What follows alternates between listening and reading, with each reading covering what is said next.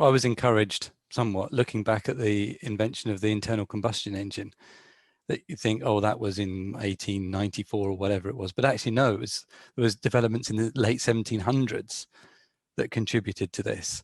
And actually, there was a lot of improvements. And so, but it wasn't adopted in the motor car for many years. But we think it was fairly rapid, but it wasn't. But isn't it amazing though that, and I reckon somewhere around about 2000-ish or somewhere around about, I think even Jeremy Clarkson, God bless him, suggested that the Veyron was the Concorde moment. And he's right, it was. I mean, the internal combustion engine reached its pinnacle about that sort of point. And we did all kinds of amazing things in computerizing an industrial internal combustion engine. When you think about it, that's quite mad, actually. We use all this electronics to control the explosions in the engine. And that's quite mad, really, when the electronics can just control an electric motor.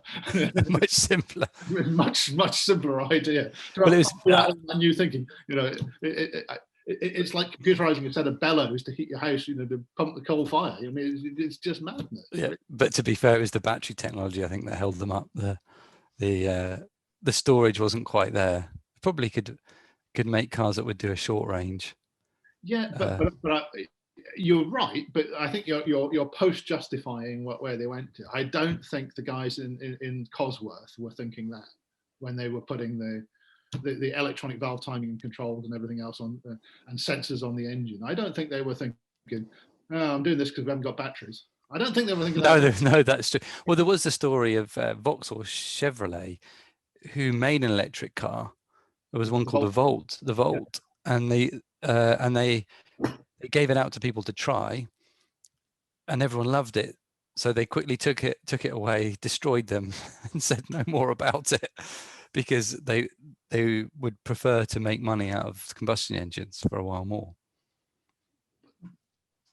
Yeah, but again, that's a very sort of rational way of looking at an organization that had 1 million people working in it. I know, 20, 30,000 people in GM or something at the time. I don't know what the number is, but that rationality of that the whole organization decided that's what was going to happen is bullshit. That's not what happened.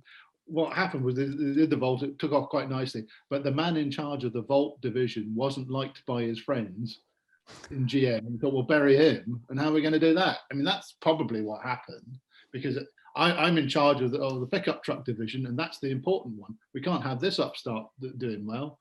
We'll just remove his budget. That's what happens. Internal politics in these organizations. Right, and there wasn't a sufficiently strong external driver at this point to overcome that.